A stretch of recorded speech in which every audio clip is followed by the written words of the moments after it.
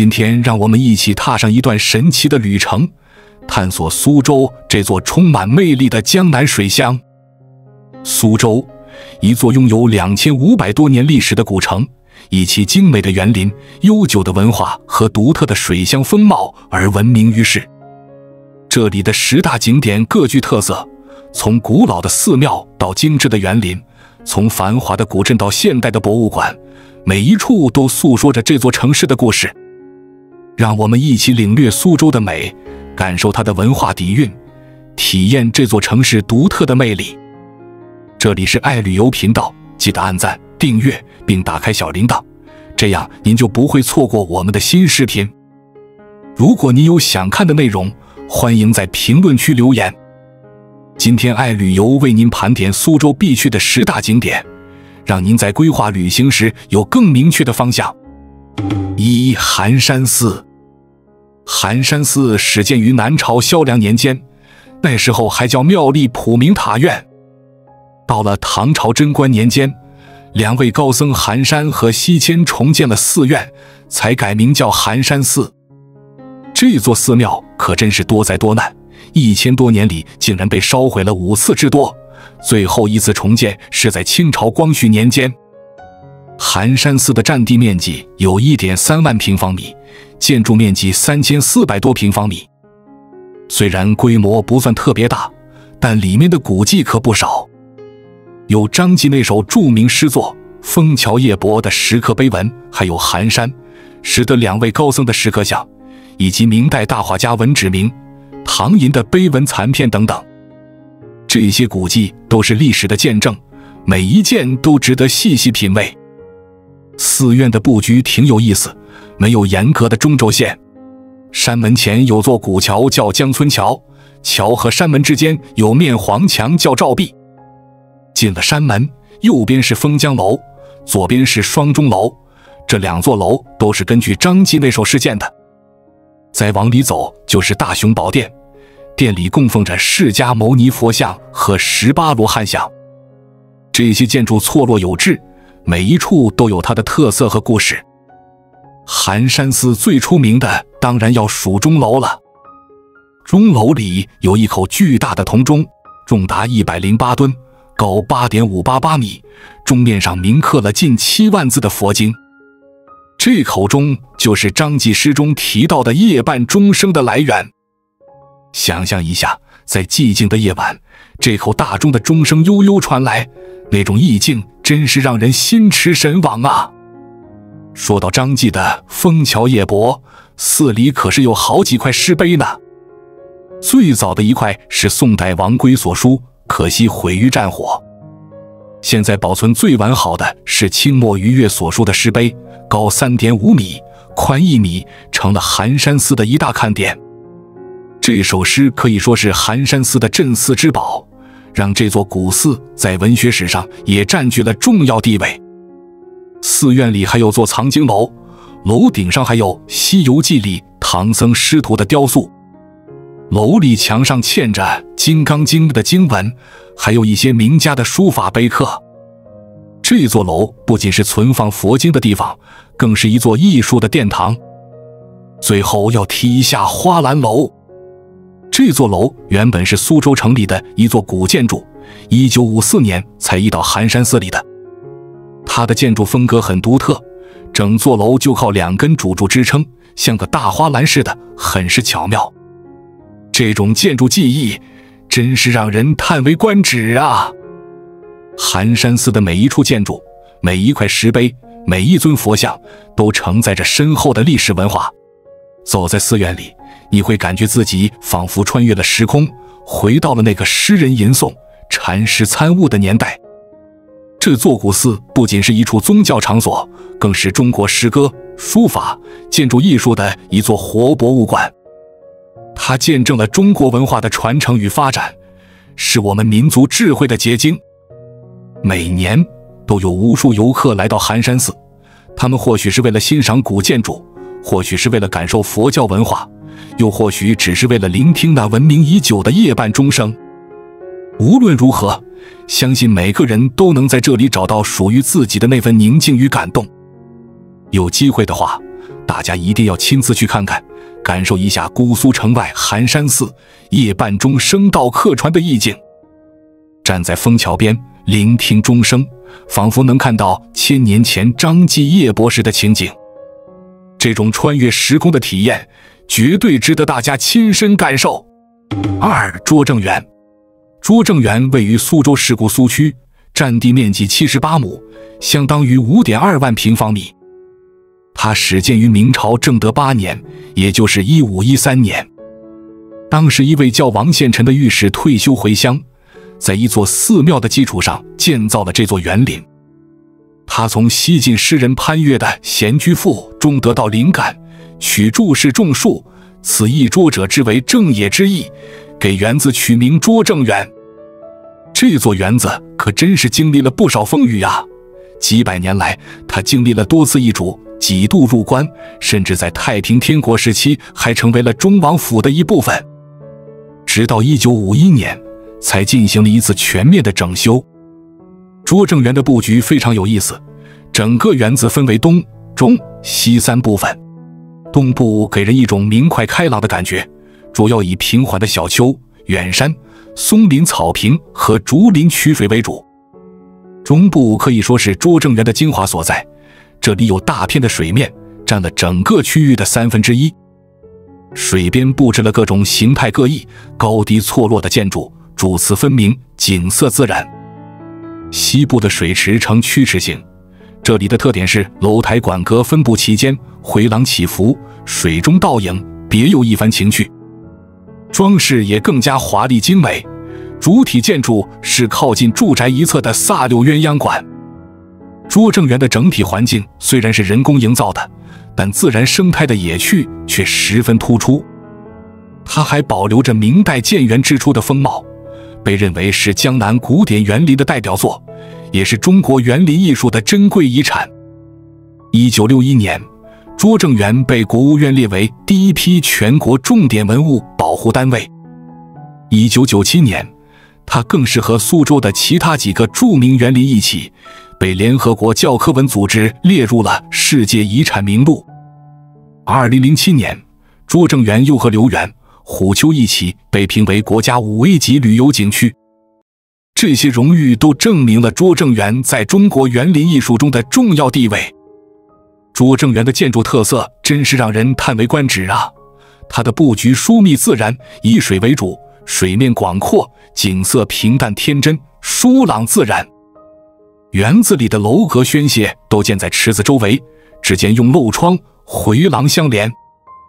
园内的山石、古木、绿竹、花卉构成了一幅悠远宁静的画面，代表了明代园林建筑的风格。拙政园的设计者们可真是巧夺天工啊！他们充分利用了园地多积水的特点，疏浚成池，形成了一片晃漾渺靡的水景。早期的拙政园林木葱郁，水色迷茫，景色自然，建筑稀疏，给人一种简朴素雅的感觉。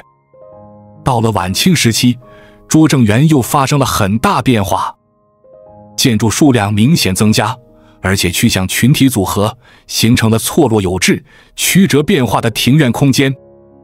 比如小沧浪这个景点，早期只是水边的一个小亭子，到了后来却发展成了一组水院，由小飞鸿、德真亭、至清一远、小沧浪、听松风处等轩亭廊桥依水围合而成，独具特色。拙政园的植物景观也是一大亮点，园子里的桃花、竹剑等景观都是以植物为主题的。直到今天，拙政园仍然保持了以植物景观取胜的传统，荷花、山茶、杜鹃被称为园中3大特色花卉。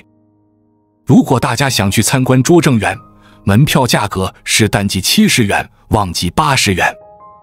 园子每天早上7点半开门，冬季5点关门，其他时候5点半关门。现在拙政园还推出了夜间开放，让游客可以欣赏到不一样的夜景呢。交通方面也很方便，可以乘坐地铁4号线或6号线，也有多路公交车可以到达。拙政园不仅是一座美丽的园林，更是一部活生生的历史书。它见证了中国园林艺术的发展，承载着我们民族的文化智慧。每一处景观，每一座建筑都值得我们细细品味。如果有机会，大家一定要亲自去看看，感受一下这座拙政之园的魅力，相信大家一定会被它的美丽和深邃的文化内涵所打动的。3. 同里古镇。同里古镇位于江苏省苏州市吴江区，历史可以追溯到宋代。这里可是名副其实的小桥流水人家啊！镇上有15条小河，将古镇分成了7个小岛，而49座古桥又把这些小岛连接在一起，形成了一幅美丽的江南水乡画卷。同里的景点可真不少，我们一起来看看几个主要的。首先是明清街，这条街建于1996年，虽然不是真正的古街，但它完美地还原了明清时期的建筑风格。街道长160多米，保留了江南特有的上街、下街平行的格局。街口还有费孝通先生题写的“清明遗风”4个大字呢。接下来是更乐堂，这是一座明代的建筑，由一位叫朱祥的隐士所建。堂名取自他的号更乐，寓意耕读为乐。同里湿地公园是镇上的一颗绿色明珠，这里有水杉林、池杉林、枇杷园、香樟园等多个主题园区，是个亲近自然的好去处。对于历史爱好者来说，王少傲纪念馆是不容错过的。这里展示了革命先烈王少傲同志的一生，通过实物、绘画、图片等多种方式，生动地再现了他的光辉业绩。松石物园又叫物园，是一个很有意思的地方。这里展示了许多奇石，原名来自收藏者的一首诗，寓意破译天书，感悟人生。陈去病故居是一处清代民居，里面保存着许多珍贵的历史遗迹，特别是浩歌堂和百尺楼，分别是陈去病会客和写作的地方。南园茶社是个品茶休闲的好地方，它建于清末，保留了传统的砖木结构和清代风格的木雕装饰，很有韵味。嘉荫堂是一座民国时期的建筑，以精美的雕刻闻名，特别是纱帽厅里的木雕，题材包括八骏图、凤穿牡丹等，还有《三国演义》中的场景，栩栩如生。崇本堂虽然占地不大，但布局紧凑，建筑精致，是典型的江南民居。说到同里，怎么能不提3桥呢？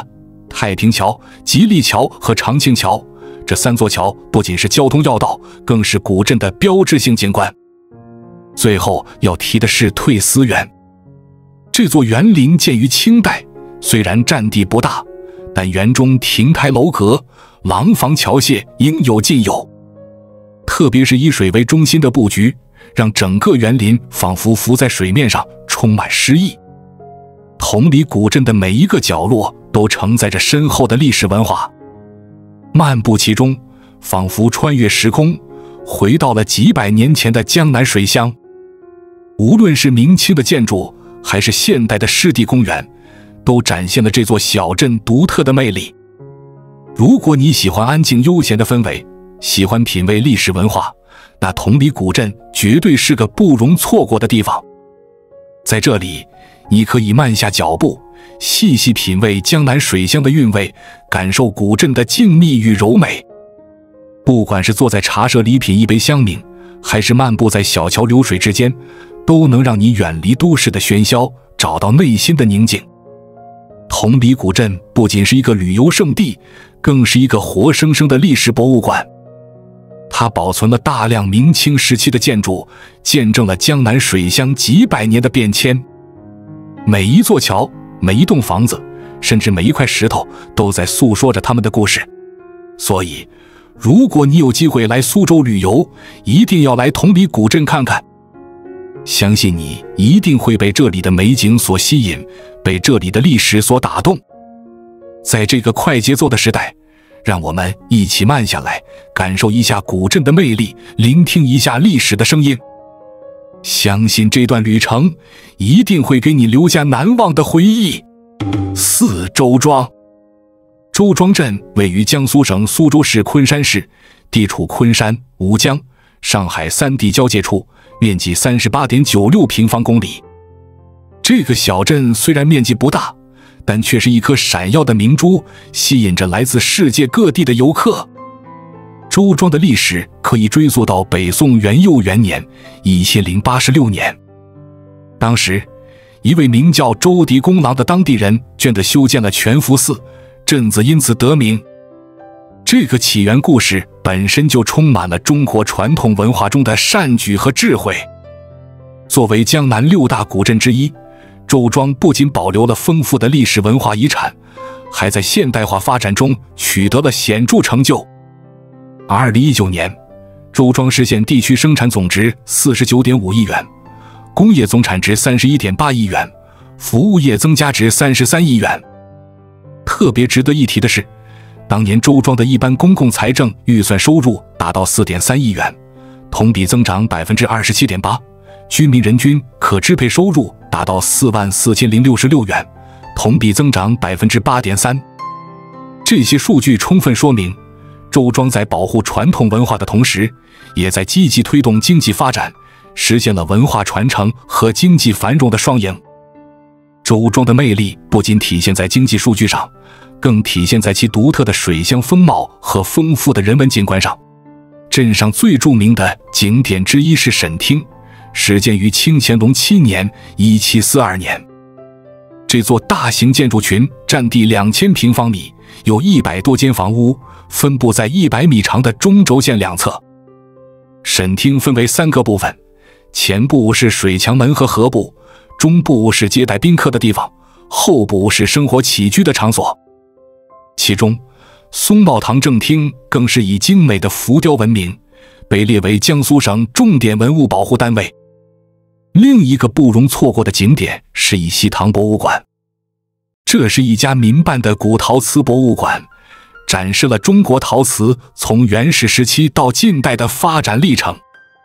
博物馆分为6个展厅，每个展厅代表一个历史时期，从史前一直到明清。这里不仅是一个了解中国陶瓷历史的好地方，也是感受中国文化发展脉络的窗口。说到周庄，不能不提沈万三故居。沈万三是明朝著名的富商，他的故事在民间广为流传。虽然现在的故居是后来重建的，但他完全按照历史资料和原貌设计，通过铜像、砖雕、漆雕等多种艺术形式，生动再现了沈万三的传奇一生和沈家的生活场景。除了这些具体的景点，周庄的整体水乡风貌更是让人流连忘返。小桥、流水、人家，构成了一幅美丽的江南水乡画卷。漫步在周庄的街巷中，你会感觉自己仿佛穿越回了几百年前的江南小镇，享受着远离喧嚣的宁静与悠闲。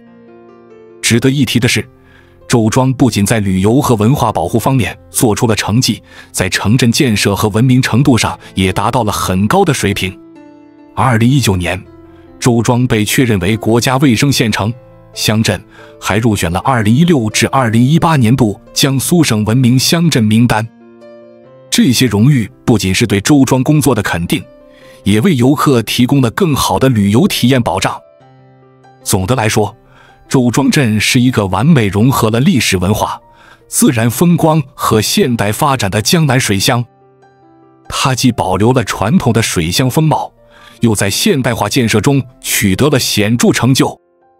无论你是想了解中国传统文化，欣赏江南水乡美景，还是想体验现代小镇的活力，周庄都能满足你的需求。如果你有机会来江苏旅游，一定要把周庄列入行程。相信这里的美景、文化和美食一定会给你留下难忘的回忆。5. 七里三塘街。山塘古镇是苏州一颗闪耀的明珠，展现了江南水乡的独特魅力。这条有着1100多年历史的古街，被誉为姑苏第一名街，充分体现了苏州街巷的特点，与众多名人名士相关。山塘街的历史可以追溯到唐代，由大诗人白居易在担任苏州刺史时所建。街道格局独特，中间是山塘河，街道紧靠河的北侧，通过石桥与另一侧相连。房屋多为前门沿街，后门临河的布局，有些还建成了特色的过街楼，展现出典型的江南水乡风貌。山塘街分为东西两段，东段从昌门杜僧桥到半塘桥，主要是商铺和住家，尤其以兴桥一带最为繁华热闹。西段从半塘桥延伸至虎丘山，渐进郊外，风景更加优美。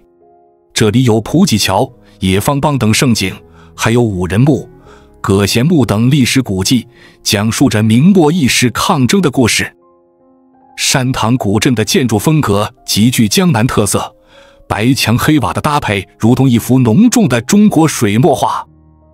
青石铺就的路面和河岸深刻刻画着岁月的痕迹，河道两旁的石阶上青苔遍布，诉说着悠久的历史。偶尔有乌篷船划过，为这份宁静增添了几分生气。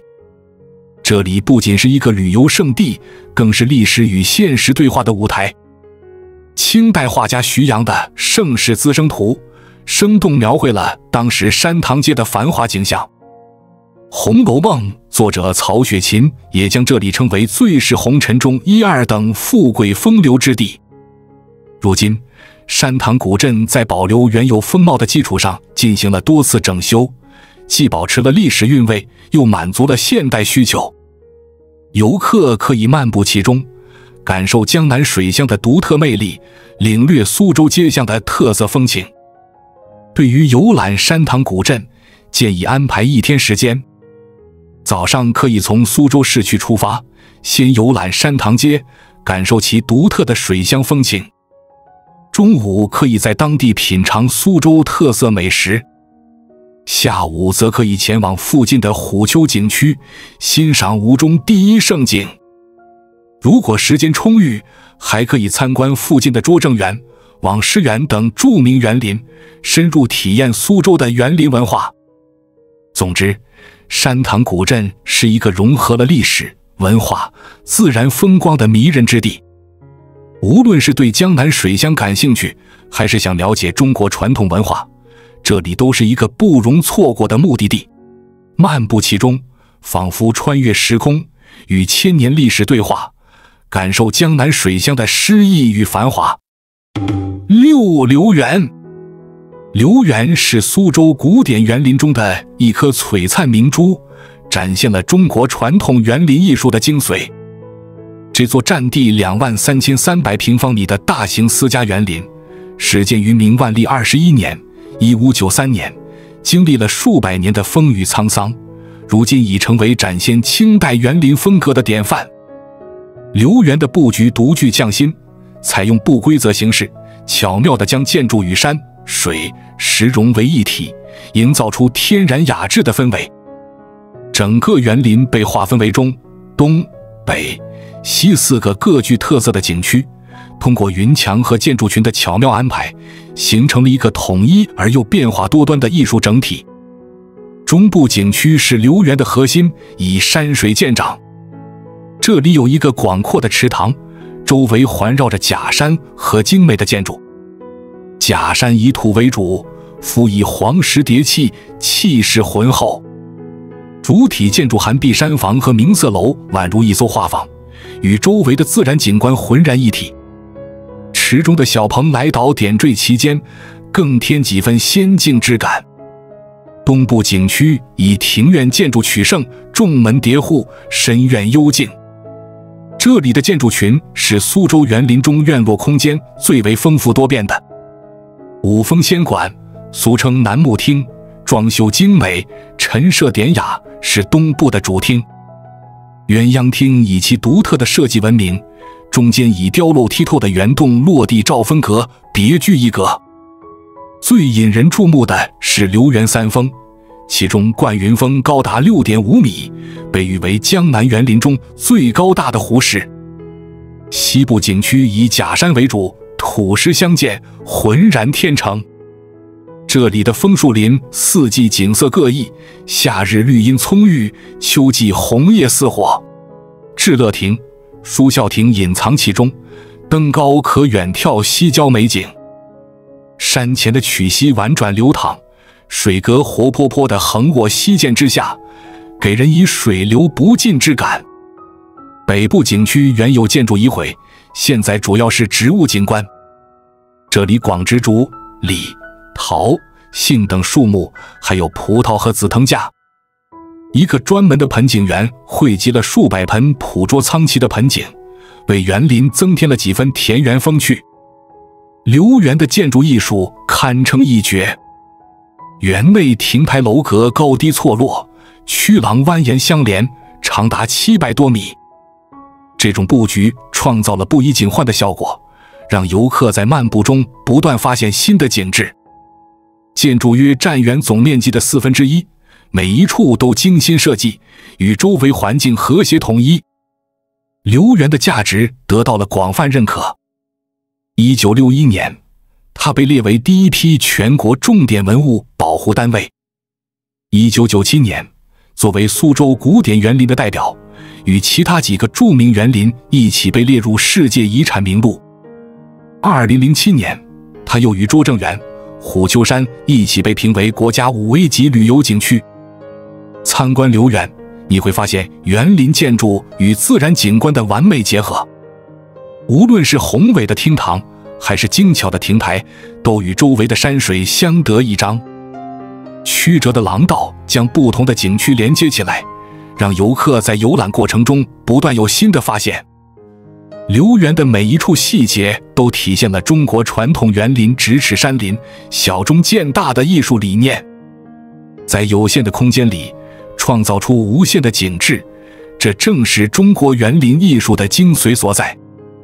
建筑的布局合理，空间处理巧妙，每一个建筑物都有其鲜明的个性，又能与整体和谐统一。如果你有机会来苏州旅游，一定不要错过留园。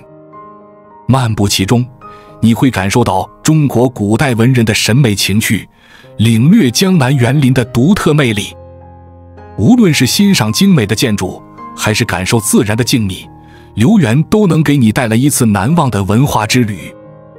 在这里，你可以亲身体验中国传统园林艺术的精髓，感受咫尺山林的意境，领略小中见大的智慧。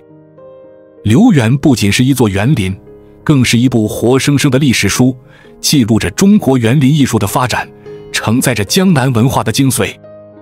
它的每一处景观，每一座建筑，都值得我们细细品味，深入了解。让我们一起走进留园，感受这座古典园林的魅力，领略中国传统文化的博大精深。骑虎丘山。虎丘山位于苏州古城西北 3.5 公里处，海拔 34.3 米，虽然不高，但却蕴含丰富的文化内涵。景区总面积 72.8 公顷，核心景区面积 15.97 公顷，是一个紧凑而内容丰富的旅游胜地。虎丘又称海涌山，最早可追溯到东晋时期。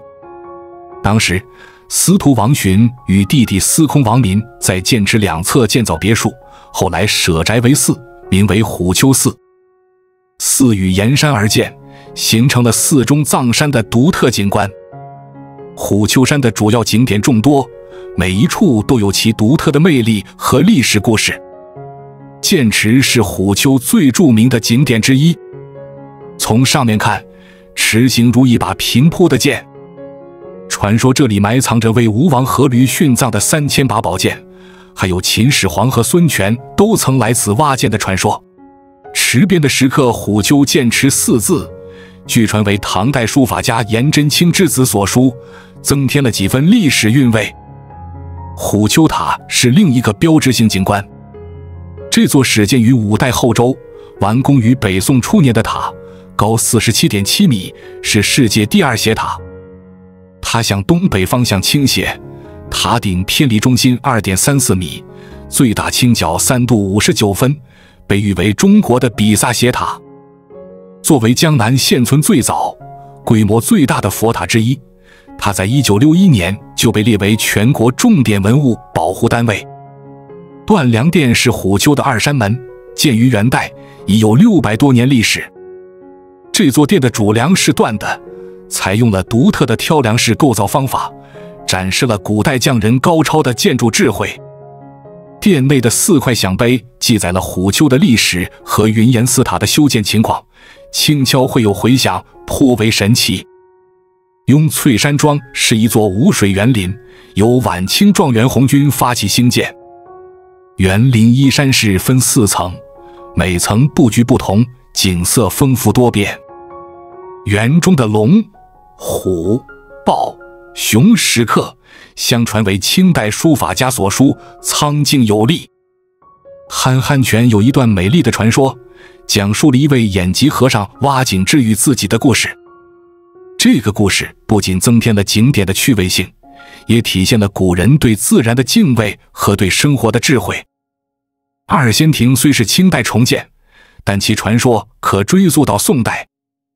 亭中2块石碑分别雕刻着陈抟和吕洞宾的形象，传说他们曾在此下棋，引出了仙人一盘棋，世上已1000年的典故。虎丘山的价值得到了广泛认可，它先后被评为全国首批10家文明风景旅游区示范点和全国文明单位。1996年被批准为省级风景名胜区，2007年更是与其他苏州园林一起被评为国家5A级旅游景区。2014年，虎丘景区云岩寺塔作为大运河的组成部分被列入世界遗产名录。虎丘山不仅是一个观光胜地，更是一部立体的历史教科书。每一处景点都蕴含着丰富的历史文化内涵，从吴王墓的传说到宋元明清的建筑，从佛教文化到道教典故，虎丘山见证了苏州乃至中国历史的变迁。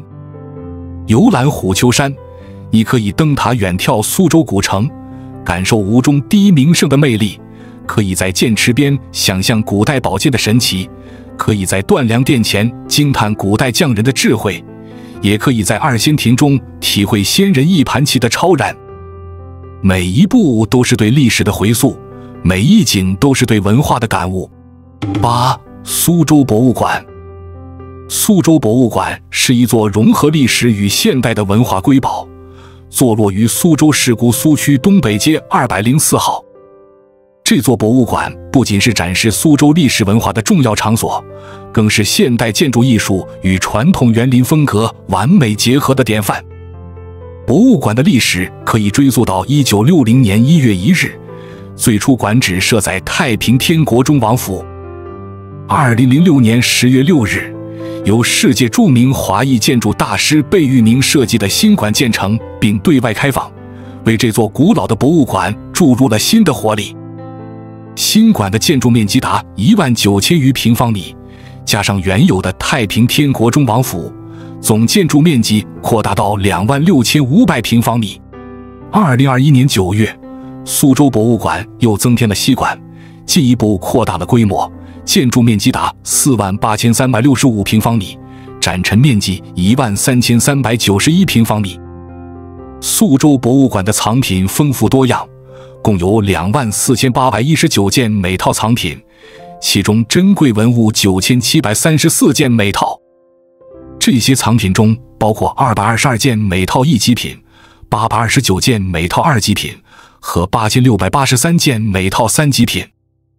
博物馆以历年考古出土文物、明清书画和工艺品而闻名，展现了苏州深厚的历史文化底蕴。馆内设有4个基本陈列：吴地遗珍、吴塔国宝、吴中风雅和吴门书画。这些展览全面展示了苏州从远古到近代的历史发展，以及在艺术、文学等方面的卓越成就。游客可以在这里领略到吴文化的精髓，感受苏州独特的文化魅力。贝聿铭的设计巧妙地融合了传统苏州建筑风格与现代建筑理念。新馆以白色粉墙为主，与苏州传统的城市风貌相融合。屋顶设计灵感源自苏州传统的坡顶景观，但经过重新诠释，呈现出新的几何效果。玻璃屋顶与石屋顶相互映衬，不仅引入自然光，还为参观者提供了舒适的参观环境。博物馆的庭院设计摒弃了传统园林的固有模式，为每个庭院赋予了新的主题和意境。这种创新的设计理念不仅保留了苏州园林的精髓，还展现了中国园林建筑未来发展的方向。游客在参观过程中可以感受到传统与现代的完美融合，体验到苏州园林移步换景的独特魅力。苏州博物馆的展览内容丰富多样，无地遗珍展示了苏州地区从新石器时代到明清时期的考古发现，让游客了解苏州悠久的历史。五塔国宝展出了虎丘云岩寺塔地公出土的珍贵文物，包括佛教造像和宗教用品等。吴中风雅展现了苏州历史上的文人雅士的生活方式和艺术追求。吴门书画则展示了苏州画派的精品，让游客领略苏州艺术的独特魅力。除了常设展览，苏州博物馆还经常举办各种临时展览和文化活动，为游客提供丰富多彩的文化体验。这些展览和活动涵盖了艺术、历史、科技等多个领域，吸引了众多文化爱好者和研究者。参观苏州博物馆是免费的，但需要提前预约。博物馆采用实名制分时预约参观制度，游客可以通过官网、微信公众号等多种渠道进行预约。开放时间通常为每周二至周日的9点至17点，每周一闭馆。在夏季，博物馆还会延长开放时间，为游客提供夜间参观的机会。交通方面，苏州博物馆位置便利，自驾游客可以从沪宁高速苏州出口下，经北环快速路到达。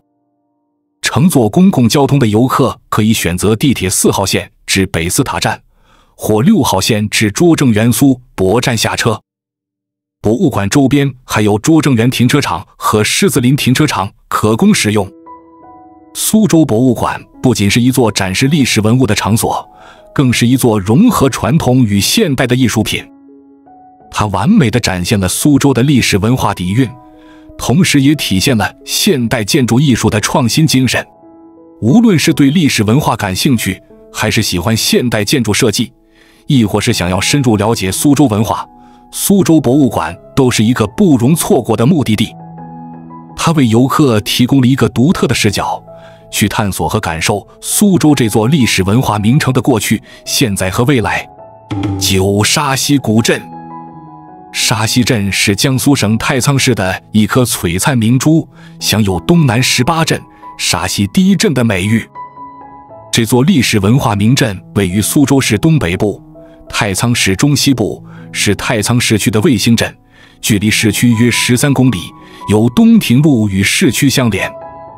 沙溪镇面积132.4平方千米，其中建城区面积4.2平方公里。镇内辖20个行政村和8个社区，拥有近9万户籍人口和约16万常住人口。这一数据反映了沙溪镇不仅保留了传统风貌，还吸引了大量外来人口，展现了其经济活力和发展潜力。沙溪镇的历史文化价值得到了广泛认可。2005年9月，它入选第2批中国历史文化名镇名单。2012年，更是被列入中国世界文化遗产后备名录，彰显了其独特的文化价值。2014年，沙溪古镇获评国家4A 级旅游景点，成为太仓市仅次于金苍湖国家级风景区的第2大景点。这些荣誉不仅肯定了沙溪镇的历史文化价值，也为其旅游业发展奠定了基础。沙溪镇的经济发展同样令人瞩目。2017年，镇内实现地区生产总值128.93亿元，展现了强劲的经济实力。此外，沙溪镇在2018年重新确认为国家卫生县城乡镇，2019年12月又入选2016至2018年度江苏省文明乡镇，体现了其在城市建设和文明程度上的卓越表现。这些成就不仅提升了沙溪镇的形象，也为居民创造了更好的生活环境。沙溪古镇的风景名胜极具特色，是江南水乡的典型代表。古镇沿七浦河而建，形成了独特的水乡风貌。临水建筑如印西书社、南野斋居、连蕊楼等古宅民居，与横跨七浦河的石拱桥相映成趣，构成了枕河人家、水桥流水、小巷深处的美丽画卷。古镇的街景保留了古巷同户宽，古街3里长，古桥为单孔，古宅均挑梁，户户有雕花，家家有长窗，桥在前门进，船在门前荡的特色，展现了浓郁的江南水乡风情。小岸码头、入水台阶、长廊通道、转角货站、门板门面、剃头幌子、过街楼宇、小娘楼台等建筑元素，以及苏州平潭等非物质文化遗产，共同构成了沙溪古镇独特的市井文化景观。这些元素不仅是古镇的标志，也是吸引游客的重要因素。沙溪镇的交通便利是其发展的重要优势。镇内有 G15深海高速、苏昆泰高速穿越并设有出口，204国道和西太1级公路也经过此地。从上海自驾到沙溪只需1小时，距上海虹桥国际机场55公里，距南京禄口国际机场250公里。这种便捷的交通网络不仅方便了游客前来观光，也为沙溪镇的经济发展提供了便利条件。此外，建设中的沪通铁路将在沙溪设站，未来交通将更加便利。这不仅会进一步促进沙溪镇的旅游业发展，也将为其经济发展注入新的动力。沙溪汽车站始建于1994年，占地8.78亩，总建筑面积3000平方米，为往来游客提供便利的交通服务。这个汽车站的存在不仅方便了本地居民出行，也为游客提供了更多的交通选择。沙溪镇的独特之处还在于它成功地将传统与现代结合。虽然保留了古镇风貌，但沙溪并未停滞不前。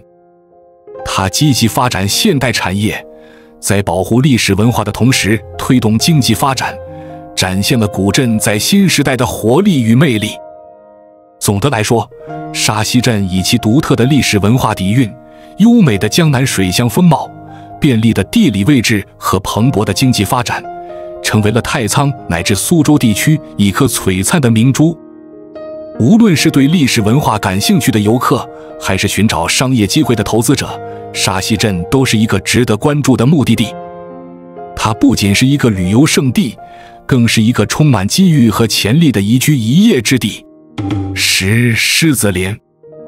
狮子林是苏州4大名园之一，位于江苏省苏州市姑苏区，是元代园林的杰出代表。这座园林不仅拥有悠久的历史，更以其独特的景观设计和丰富的文化内涵而闻名于世。狮子林始建于元代，由天竺禅师的弟子们所建。经历了数个朝代的变迁，园林几经易主和整修。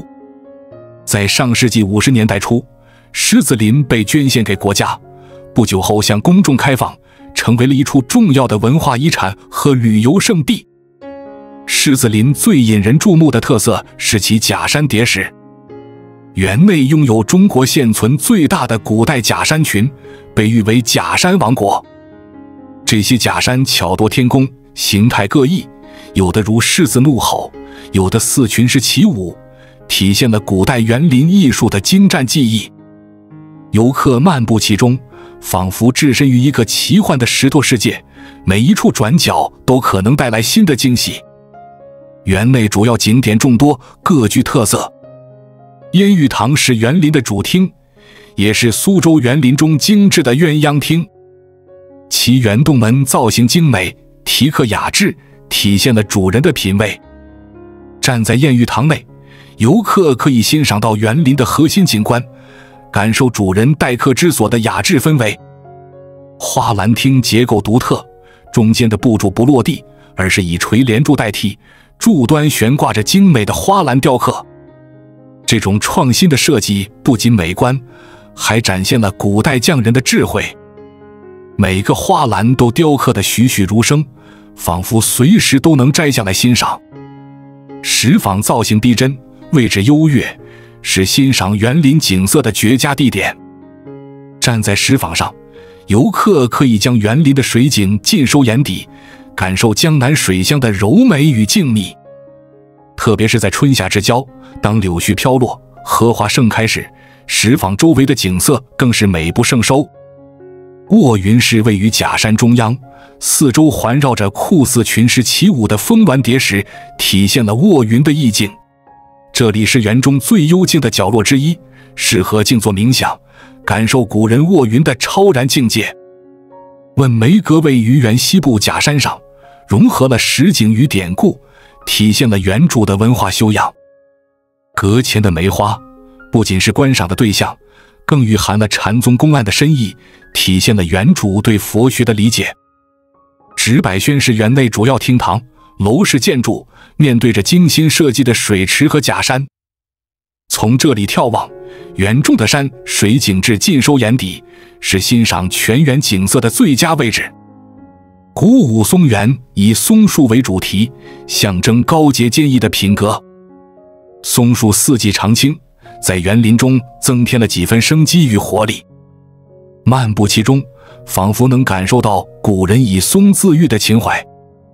半亭对联精妙，描绘了园林的景色和主人的品格。这里虽然只是半个亭子，却因其巧妙的设计和绝妙的对联而成为园中一景。小方厅巧妙运用了框景技巧，将窗外景色变成了活动的画卷。这种设计手法充分体现了中国园林借景的艺术，让室内外景色浑然一体。真趣亭结构特殊，装饰华丽，是欣赏园林景色的绝佳之处。亭内的装饰精美绝伦，体现了园主的审美品味和财力。狮子林不仅是一处美丽的园林，更是一部立体的文化典籍。园中处处可见文人雅士的题咏和匾额，如乾隆皇帝题写的多处匾额，这些都为园林增添了深厚的文化底蕴。每一处题咏都蕴含着丰富的文化内涵，值得细细品味。狮子林的价值得到了广泛认可，它不仅是国家级旅游景区，还被列入世界文化遗产名录，更被列为中国重点文物保护单位。这些荣誉充分体现了狮子林在中国园林艺术和文化遗产保护中的重要地位。参观狮子林，游客可以感受到中国古典园林移步换景的奥妙。无论是漫步于曲径通幽的小路，还是驻足于精巧的亭台楼阁，都能欣赏到不同角度的美景。园中的每一处景观都经过精心设计，体现了中国传统园林咫尺天地、无限风光的艺术追求。总的来说，狮子林是一座集自然之美、人文之雅于一体的杰出园林。它不仅展现了中国古代园林艺术的精髓，也为我们提供了一个了解中国传统文化和艺术的窗口。无论是对园林艺术感兴趣的游客，还是寻求文化灵感的学者，狮子林都是一个值得深入探索的地方。